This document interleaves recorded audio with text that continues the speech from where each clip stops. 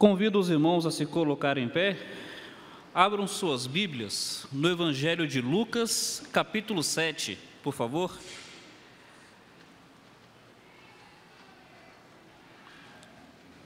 Evangelho de Lucas, capítulo 7.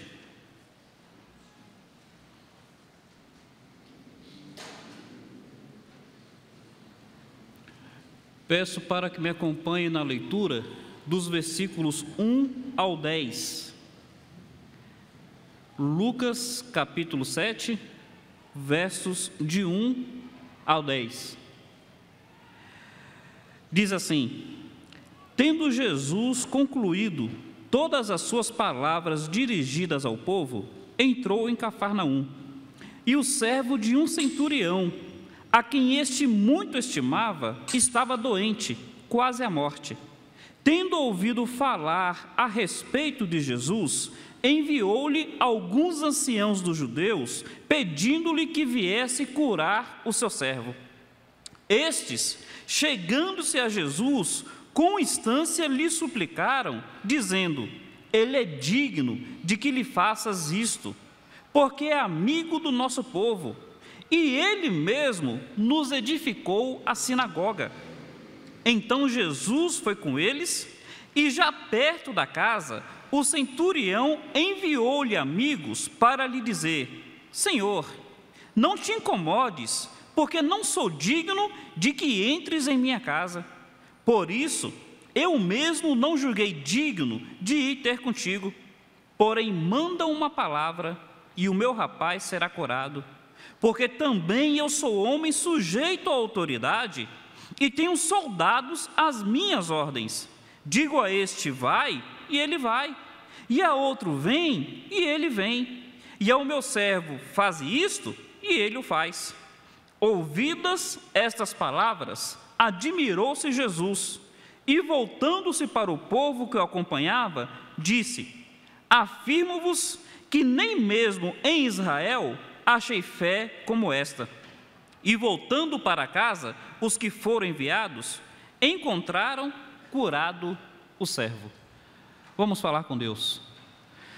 Digno de honra é o Senhor, digno de glória, exaltado seja o teu nome.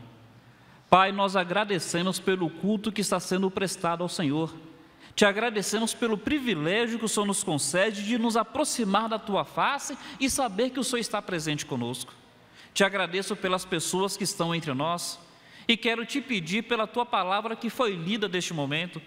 Pai, que o Senhor se agrade em falar aos nossos corações, que essa palavra escrita se torne palavra viva no coração e na mente de cada um dos que estão aqui agora.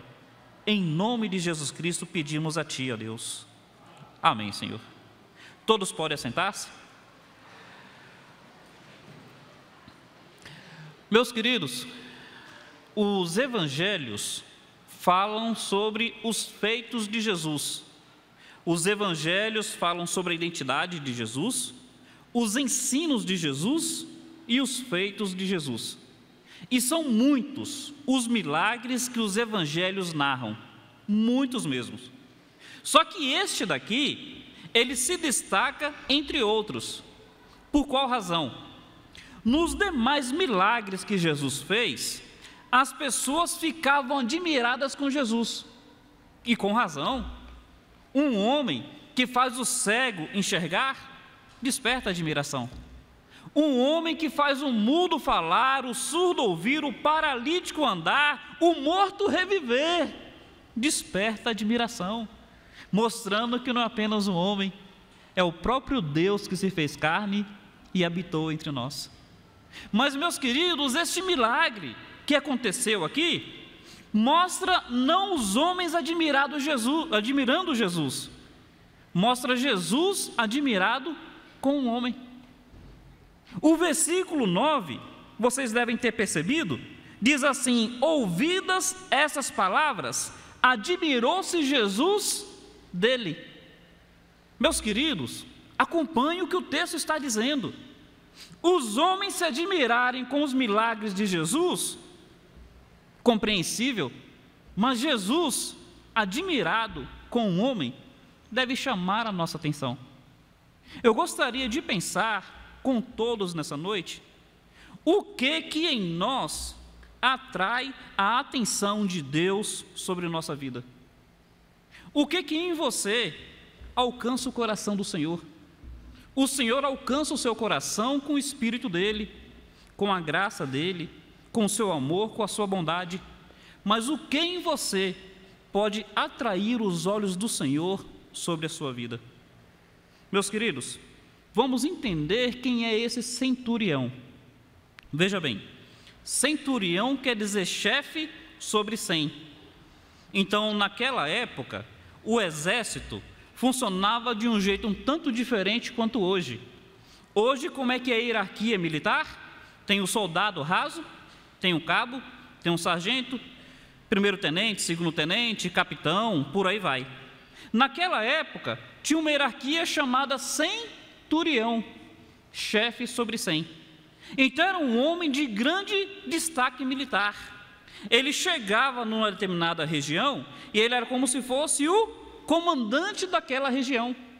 Ele era a autoridade militar daquele local. E aqui diz que esse homem, um centurião, um gentil, quer dizer, uma pessoa que não era judia, que não estava familiarizada com a lei de Deus, esse centurião tinha um servo. O servo estava doente.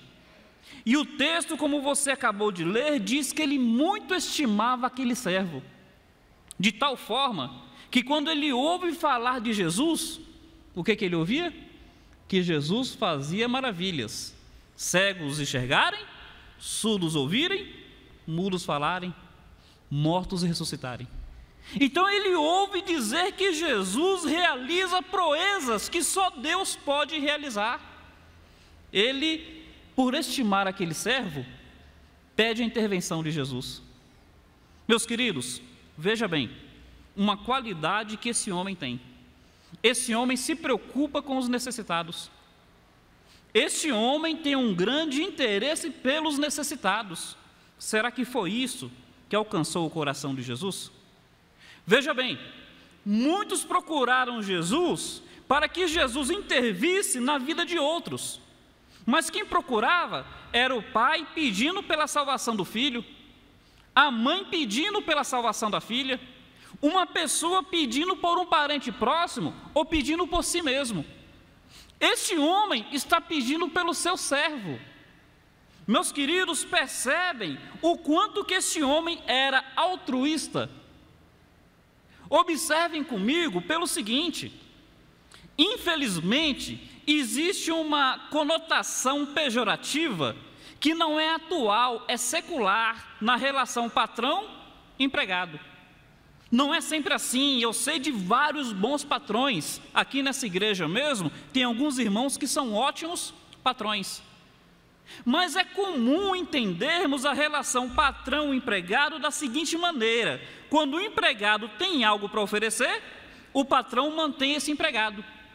Quando o empregado não pode mais produzir, o patrão descarta o empregado.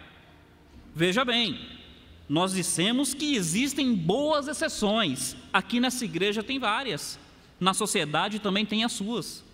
Mas não é comum acontecer assim? Veja bem, naquela época não existia direitos trabalhistas. Naquela época não existia vínculos empregatícios que garantisse alguma estabilidade, alguma segurança, algum direito àquele servo. Por que este homem está preocupado com o servo?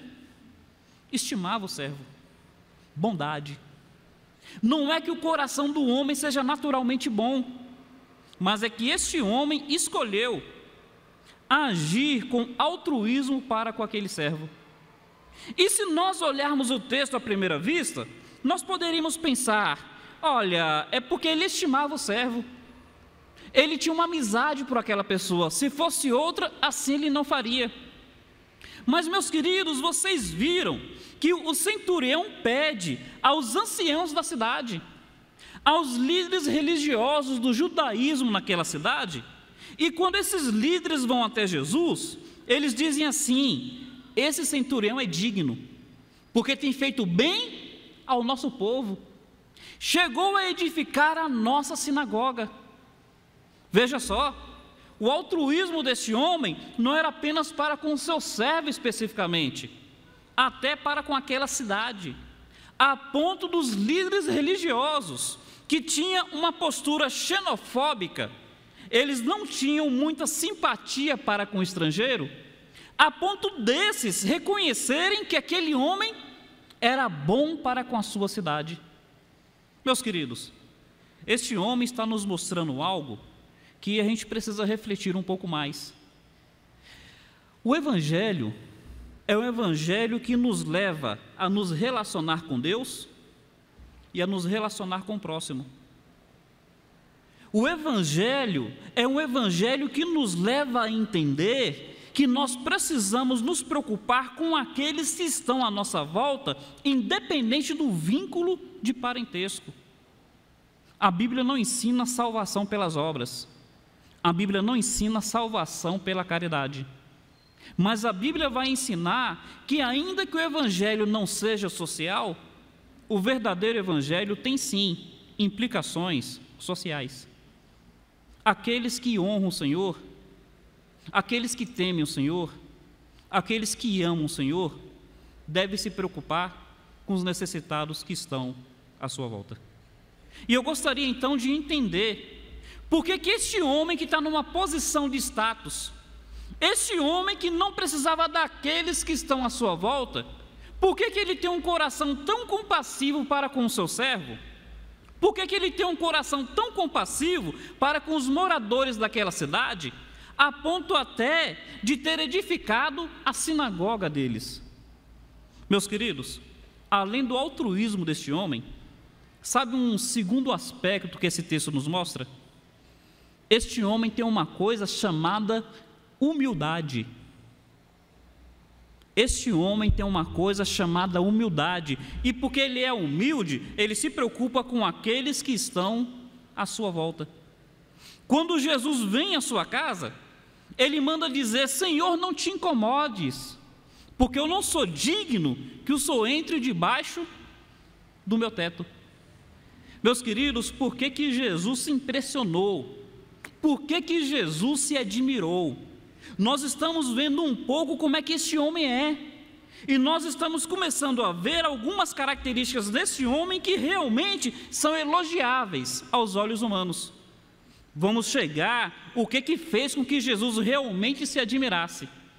Mas olha, é como se fosse um degrau. Ele se preocupava com os outros porque ele era humilde. Daqui a pouco a gente vai saber por que ele era humilde. Vamos entender um pouco o que é a humildade à luz da Bíblia? Vamos entender o que a Bíblia tem a nos ensinar acerca disso? Humildade é perceber ao mesmo tempo a grandeza do Senhor e a própria indignidade. Ele estava reconhecendo que o Senhor era grande e que ele era indigno.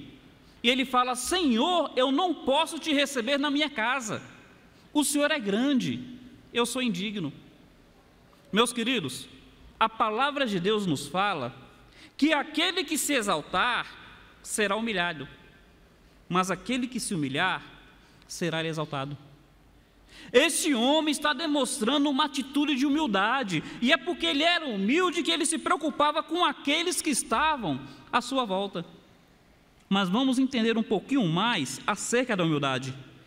Enquanto que os outros viam esse centurião como alguém importante, de posição social elevada, ele percebia que diante de Cristo não era ninguém. Percebem? Os anciãos, os líderes daquela cidade disseram que aquele homem era um homem digno.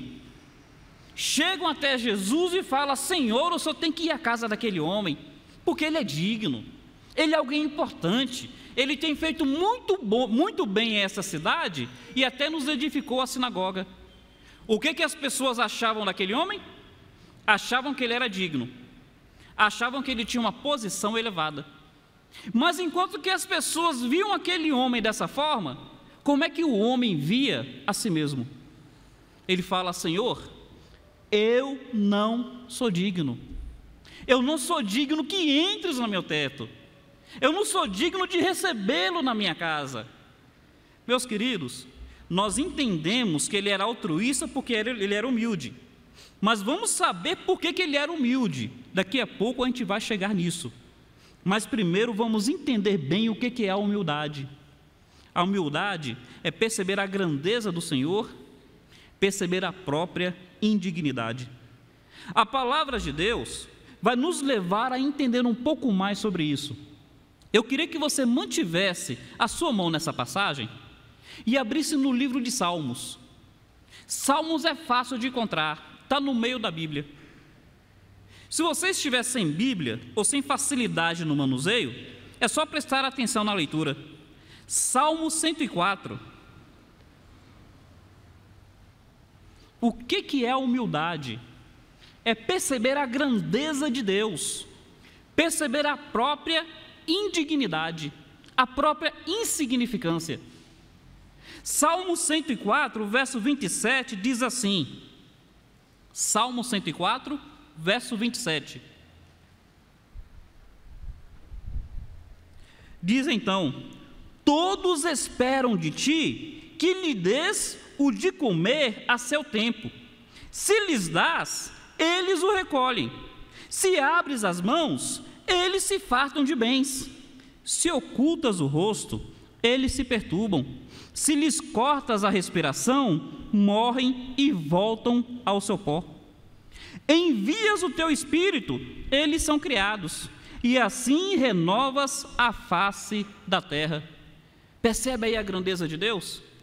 Percebe aí como é que as pessoas que realmente entendem a grandeza de Deus agem?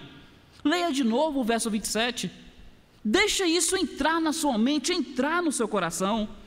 Todos esperam de ti que lhe dês de comer a seu tempo. Se lhes dás, eles o recolhem. Se abres a mão, eles se fartam de bens. Se ocultas o rosto, eles se perturbam. Se lhes cortas a respiração, morrem e voltam ao seu pó. Percebe que esse salmo está dizendo que a nossa vida depende de Deus? Todos esperam de ti o alimento, todos esperam de ti o sustento, todos esperam de ti o ar que respiram. Meus queridos, nós precisamos entender a grandeza do Senhor e a nossa necessidade de Deus em nossa vida. Se você está vivo, é Deus. Se você tem pão para comer, é Deus. Se você tem trabalho para se sustentar, é Deus. Se você tem família, foi Deus. Se você tem oxigênio para respirar, é Deus. É o Senhor que cuida de nós. Esse homem está reconhecendo que sem Deus ele não é nada. O que fez com que esse homem despertasse admiração em Jesus? Jesus despertar admiração nos homens é compreensível, mas esse homem despertar a admiração de Jesus, isso deve despertar a nossa também. Esse homem era altruísta, mas a Bíblia não ensina salvação pelas obras. A Bíblia não ensina salvação pela caridade. O verdadeiro evangelho tem implicações sociais, mas não é o evangelho social. Por que esse homem se preocupava com os outros? Ele é humilde, ele reconhece a grandeza de Deus, ele reconhece a própria insignificância. Ele reconhece que se ele estava numa posição elevada, não era por mérito dele, era pela bondade, pela graça, pela misericórdia de Deus. Meus queridos, nós precisamos ter uma visão correta de quem é Deus. Nós precisamos ter uma visão correta de quem nós somos. Tem alguns pensadores, me permitam citar rapidamente algum deles. Freud, por exemplo, diz que nós criamos a ideia de Deus porque nós, no nosso interior, no nosso inconsciente, somos como uma criança que precisa de proteção paterna. Percebe qual a concepção que Freud tem da fé em Deus? Uma necessidade paternal de uma criança. Não é isso. Meus queridos, não fomos nós que criamos a Deus, foi Deus quem criou a nós. Nós precisamos do Senhor. Saia daqui com essa compreensão. Deus é grande, nós somos insignificantes. e nós dependemos da mão de Deus sobre nossa vida. Eu gostaria de ficar não apenas aqui, eu gostaria de ir adiante. Me acompanhe numa outra passagem da palavra do Senhor. Olha 1 Crônicas, capítulo 29. Eu sou apaixonado por esse texto. 1 Crônicas, capítulo 29. Você estava em Salmos? Vá para trás. Você vai passar por Jó, por Esther, por Neemias, Esdras, e aí você chega em Crônicas. 1 Crônicas, capítulo 29. Olha um outro texto que fala da grandeza de Deus.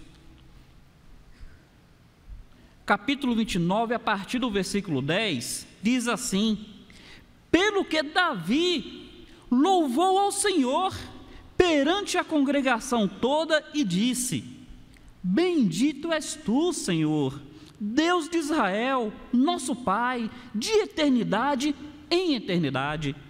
Teu, Senhor, é o poder, a grandeza, a honra, a vitória e a majestade, porque teu é tudo quanto há nos céus e na terra.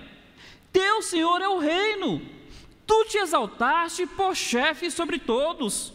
Riquezas e glória vêm de ti. Tu dominas sobre tudo. Na tua mão há força e poder.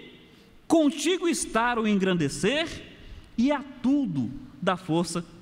Agora, pois, ó nosso Deus, graças te damos e louvamos o teu glorioso nome, porque quem somos nós e quem é o meu povo para que pudéssemos dar voluntariamente essas coisas?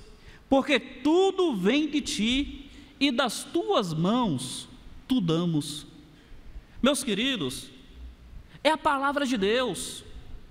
É uma palavra que ela é viva e é eficaz. É uma palavra que penetra no coração do homem, permite o homem ter uma visão correta de Deus, uma visão correta de si. Meus queridos, aquele homem está dizendo: Jesus, eu não sou digno que o Senhor entre na minha casa. O Senhor é grande, eu sou insignificante. Olha o que esse texto diz: quem somos nós diante do Senhor, para que pudéssemos dar voluntariamente essas coisas? Tudo vem de ti, e das tuas mãos é que nós tu damos. Sabe o que está acontecendo? Eles vão ofertar para a construção do templo, e eles estão trazendo ouro, estão trazendo prata, estão trazendo madeira que hoje nós chamaríamos madeira de lei, madeira preciosa. E eles falam: Deus, essas coisas para nós são caras, mas nós estamos dando, não é porque nós temos condições, não. Primeiro o Senhor nos deu, e agora nós estamos devolvendo, é das tuas mãos. Percebe, meu querido, o que este homem está nos mostrando? Jesus está admirado com ele, e vou insistir na linha de pensamento: as pessoas se admirarem com Jesus é compreensível, mas Jesus admirado com este homem, a gente precisa entender isso. Este homem, ele é altruísta, mas esse altruísmo foi consequência da sua humildade. E o que é humildade? Ter uma visão correta de Deus, ter uma visão correta de si. Deus é grande, nós somos insignificantes. Sabe por que a gente está vivo? A palavra de Deus diz: as misericórdias do Senhor são a causa de nós não sermos consumidos. Elas se renovam a cada manhã. Grande é a sua fidelidade. Percebe, meu querido? É graça de Deus, é misericórdia de Deus. E eu vou insistir em que nós entendamos: até mesmo aqueles que se opõem abertamente a Deus, até aqueles que se intitulam ateus, blasfemos, agem de uma maneira que o Senhor abomina, e eles, conscientes disso, até esses estão vivos pela misericórdia de Deus. É a grandeza do Senhor.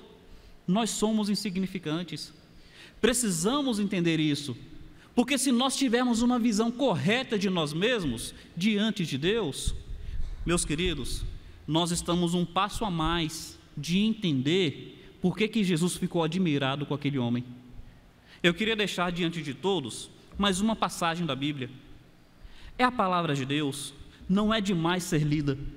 Abram comigo, por favor, em Isaías, capítulo 57. Isaías, capítulo 57. Pode ir para frente. Depois de Salmo, depois de Provérbios, você vai encontrar o livro de Eclesiastes, Cantares. Aí sim, Isaías. Se você estiver sem Bíblia ou sem facilidade no manuseio, insisto em dizer, lerei de forma pausada. Isaías 57, versículo 15. 57, 15, diz assim.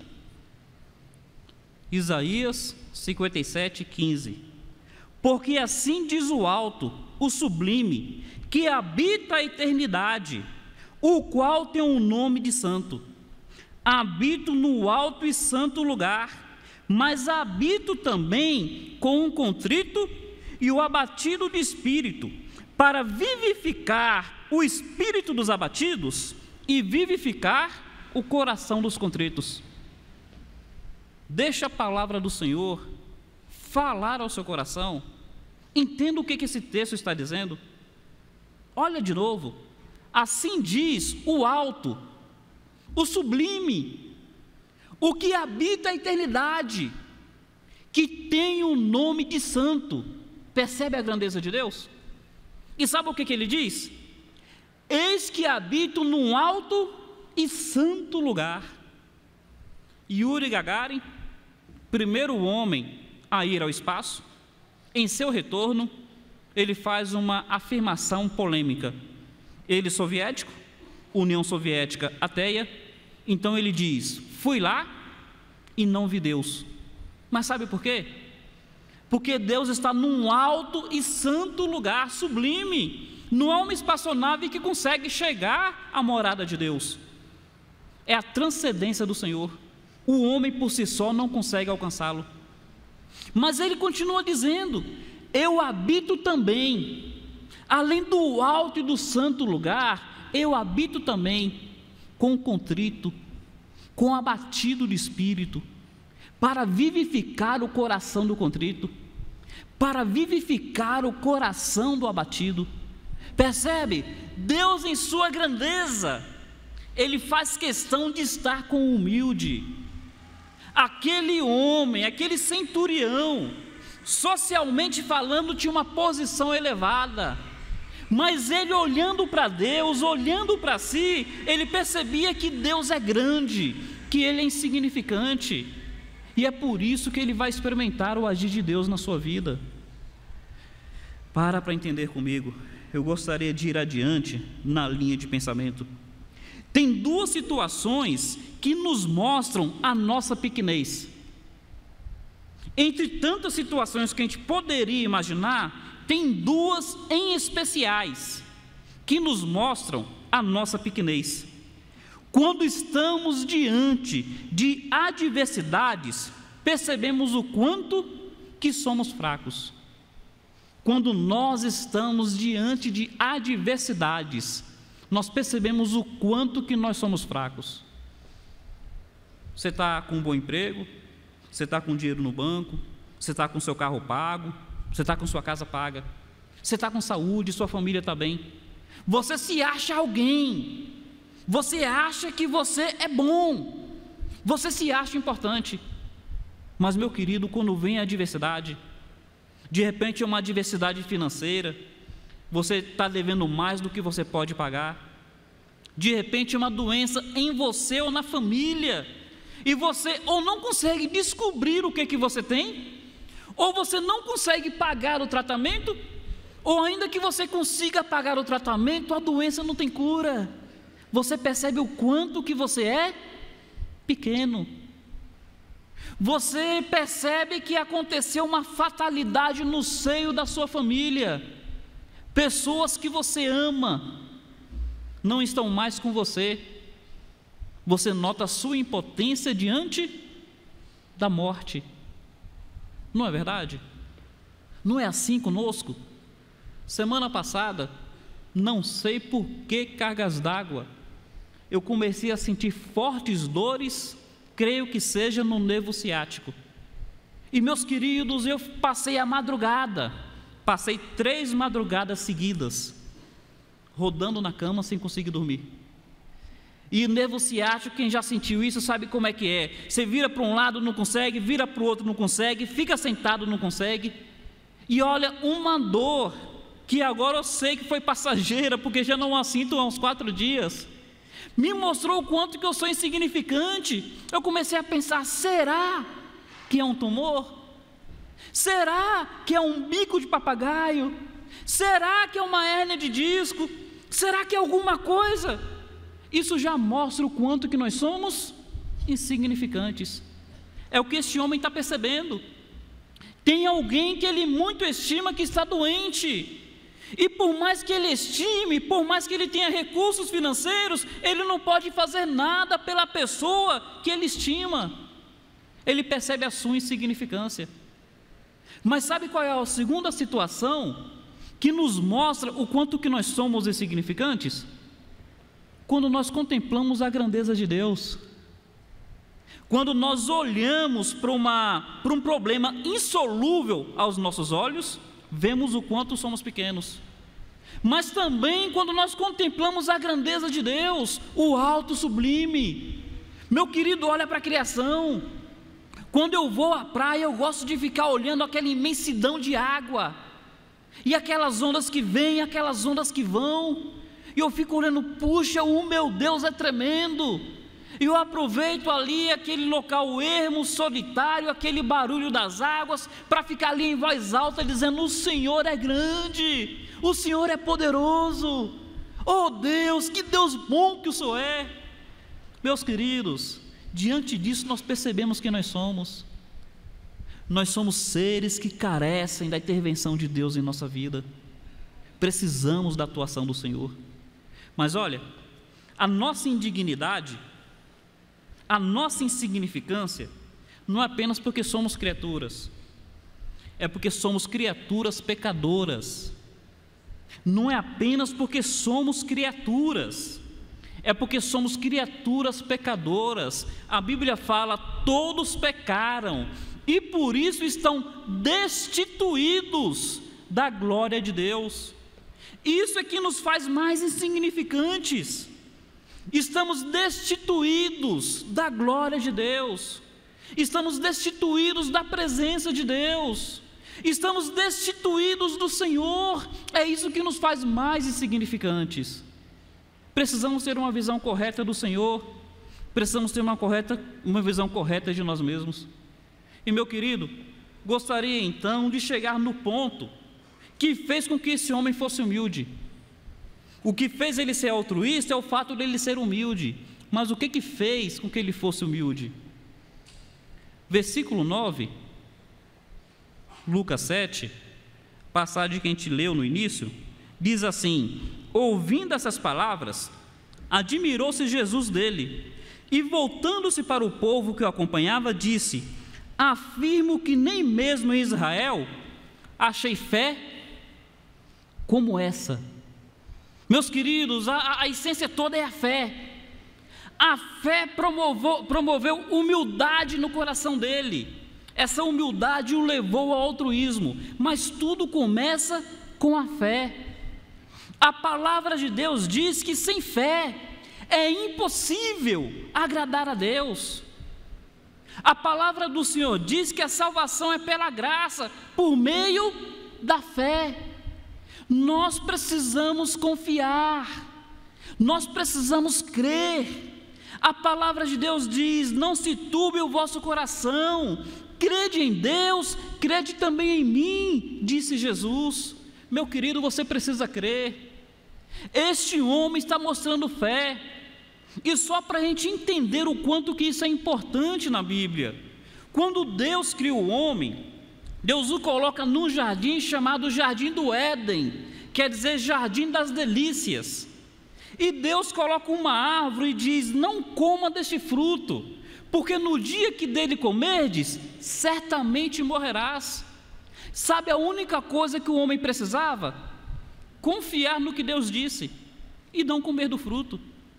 Percebe que desde a criação, o relacionamento do homem com Deus dependia de crer. Não coma, o homem só precisava confiar nisso. A palavra de Deus tem um personagem que se chama o pai da fé. Esse homem chamado pai da fé, Abraão, sua fé chegou ao ponto, ao culminante, ao ápice, quando Deus pede o filho deste homem em sacrifício. E esse homem se dispõe a sacrificar o filho, porque a palavra de Deus diz que ele acreditava que Deus poderia até mesmo trazer o filho dentre os mortos. Depois que a fé deste homem foi confirmada, Deus não permitiu que ele sacrificasse o filho. Quando Jesus ressuscita, Tomé não acreditava na sua ressurreição. Jesus aparece para Tomé e fala: Tomé, põe um dedo aqui, para você perceber que realmente sou eu, ressurreto em carne e osso. Tomé, quando põe o dedo nas feridas, fala: eu creio, Senhor meu e Deus meu. Aí Jesus fala: porque você viu, você creu? Bem-aventurado os que não viram, mas creram. Percebe a importância da fé? Nós precisamos crer. E meus queridos, este homem está crendo na pessoa de Jesus. Quando ele ouve falar de Jesus, ele pede que Jesus venha ao seu encontro, que Jesus intervenha no seu problema. Você precisa crer em Cristo, porque as pessoas estão dispostas a crerem em diversas coisas.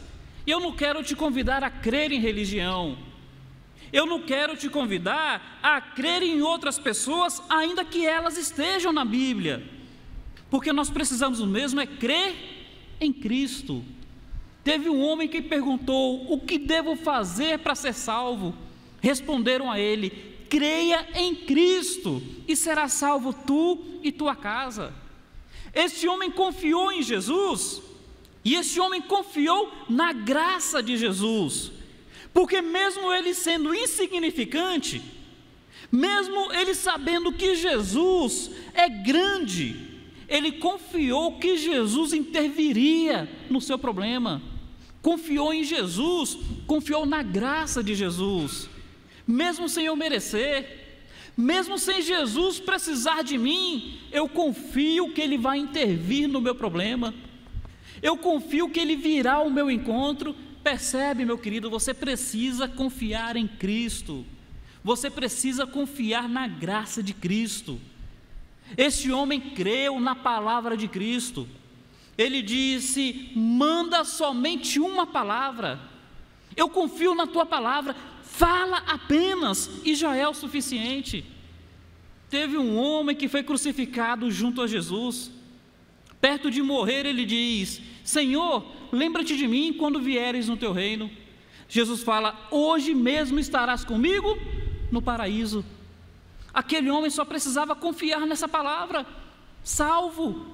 Confie na palavra de Jesus. Jesus disse assim: quem tem o Filho tem a vida eterna. Foi Jesus que falou: confie na palavra de Jesus. Meu querido, aquele homem confiou na autoridade de Jesus. Ele disse: olha, porque eu sou homem sujeito à autoridade, eu confio na sua autoridade, porque eu também tenho um pouquinho de autoridade. Quando eu digo para os meus 100, faz isso, eles fazem. Então, porque eu tenho um pouco de autoridade, eu confio na tua autoridade. Meu querido, confie que Jesus tem autoridade para perdoar os seus pecados, tem autoridade para te livrar do inferno, tem autoridade para te dar a vida eterna, tem autoridade para te levar a ter comunhão com Deus. O que é que fez com que esse homem despertasse a admiração de Jesus? Ele confiou totalmente, intensamente em Jesus. Entende que você precisa confiar nele, confiar na pessoa dele, é o próprio Deus encarnado, confiar na graça dele. Ele não precisa de nós, mas ele veio para nos salvar apenas por amor. Confia nisso. Confiar na palavra dele. Ele disse que quem cresce nele teria a vida eterna. Confie na autoridade dele. Ele tem autoridade para dar vida àqueles que estão espiritualmente mortos. Meus queridos, qual é o resultado da fé? Qual é o resultado da fé? A fé em Jesus Cristo, na graça de Cristo, na palavra de Cristo, na autoridade de Cristo, faz com que o homem seja aceito por Deus. A palavra de Deus diz: se com a tua boca confiares, se a tua boca confessares Jesus como Senhor, e em teu coração confiar, crer que Deus o ressuscitou dos mortos, será salvo. Creia nisso. A confiança, a fé em Jesus produz salvação, produz aceitação da parte de Deus. Que devo fazer para ter a vida eterna? Crer no Senhor Jesus e será salvo. Em nome de Cristo, que haja fé no seu coração nessa noite e que Deus te aceite por meio de Cristo. Que o Senhor nos abençoe. Quero pedir a todos para curvarem suas cabeças. Aos irmãos que nos ajudam com a música, daqui a pouco nós cantaremos aquele hino: terás fé em olhar para Jesus Salvador.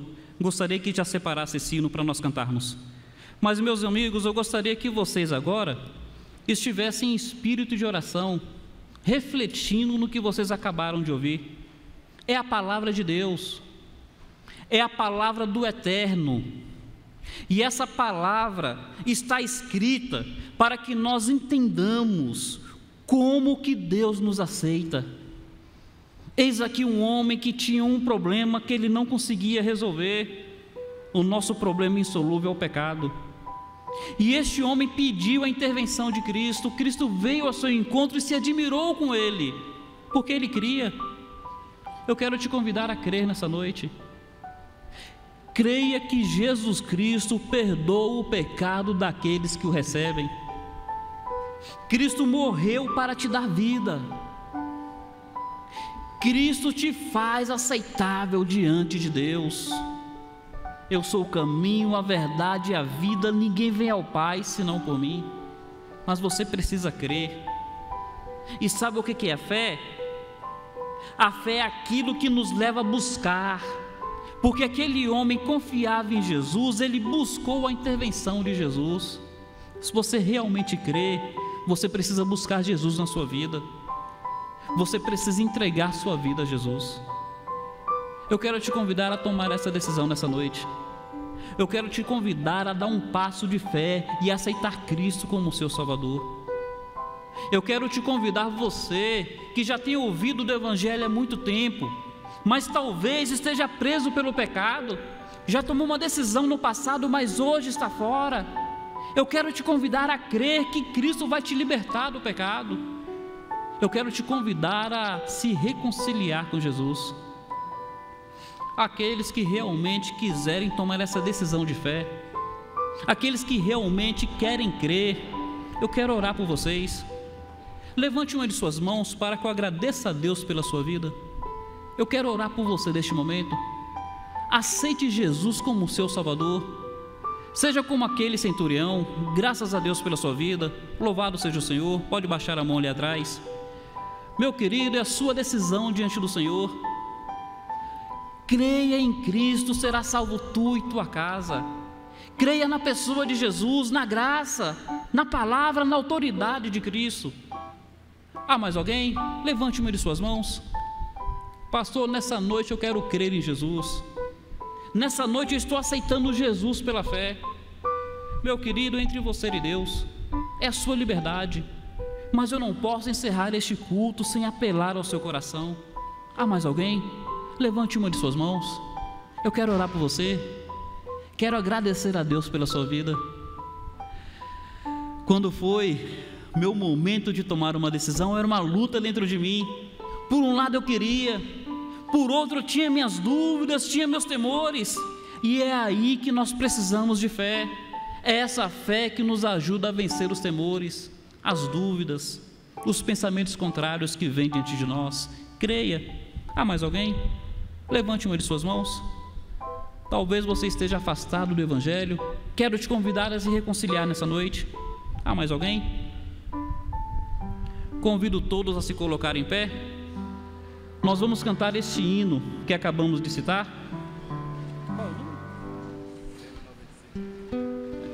É o 195.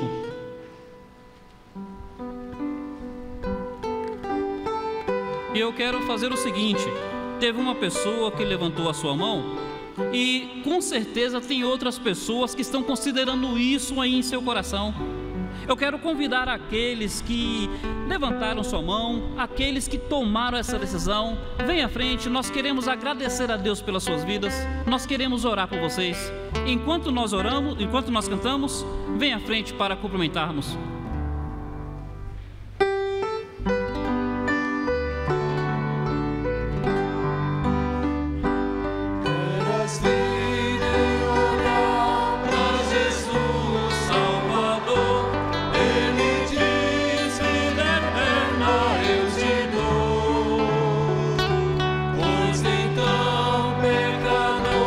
Considere esse amor de Jesus.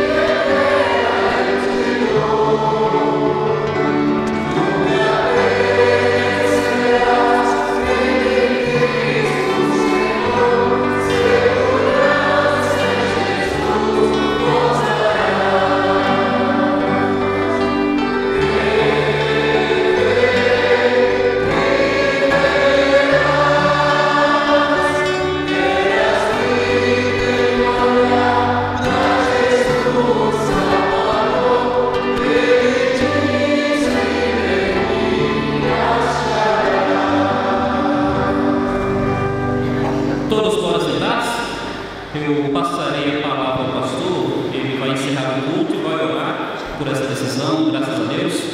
Mas antes de passar a palavra ao pastor, dizer duas coisas apenas. Primeiro, meu querido, essa decisão é muito importante. Tão importante que eu gostaria de lhe dizer o seguinte: se você ficou inibido de vir à frente, se você quer entender um pouco melhor acerca disso, eu estarei à saída do culto. Fale comigo ali, eu anotarei o seu nome, combinarei uma visita em sua casa para podermos conversar melhor sobre esse assunto tão importante. Toca o coração de Jesus, traz salvação à sua vida. E aqueles que querem conhecer ainda mais, todo domingo pela manhã nós temos uma sala chamada Sala dos Novos Crentes.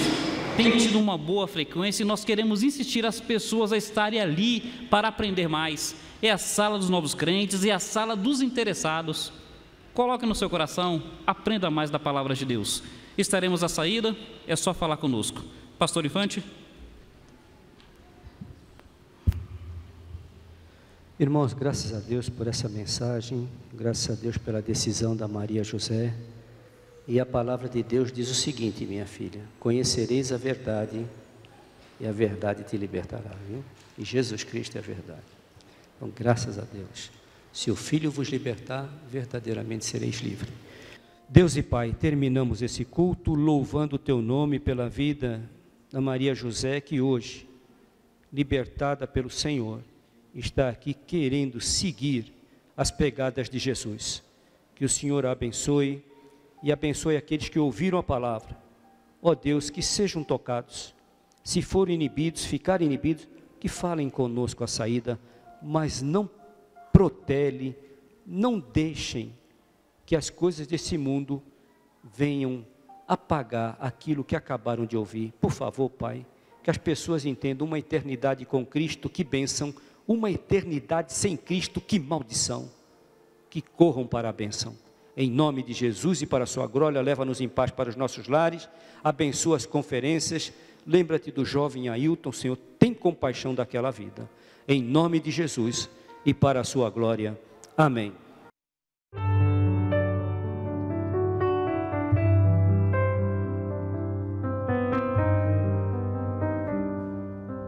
Tudo, ó Cristo, a ti entrego, tudo sim por ti darei, resoluto, mas submisso, sempre a ti eu seguirei, tudo entregarei, tudo entregarei, sim, por ti, Jesus bendito, tudo deixarei.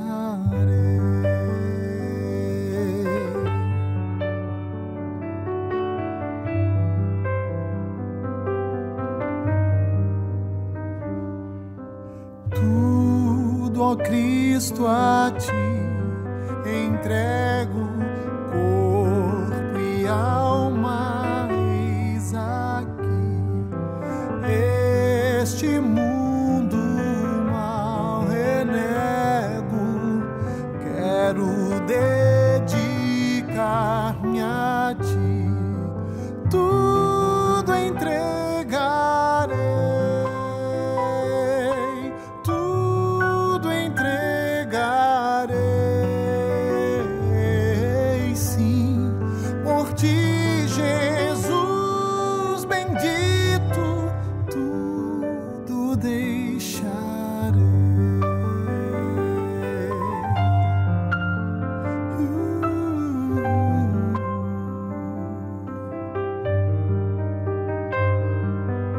Tudo, ó Cristo, a ti entrego, que prazer, ó meu Senhor, paz perfeita, paz completa, glória, glória ao Salvador.